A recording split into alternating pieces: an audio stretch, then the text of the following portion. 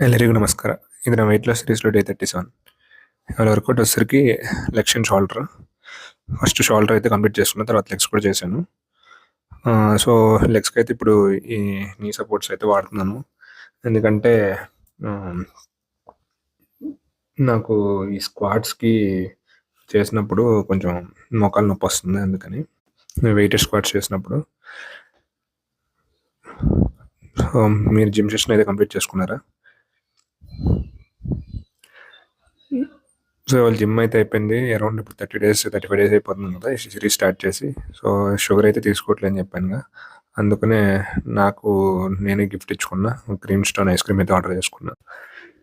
So after so many days అంటే నా sugar క్రేవింగ్‌కి only remedy ఇదొక్కటే. ఇది కాకుండా నాకు ఇంకంత క్రేవింగ్ ఏది ఉండదు.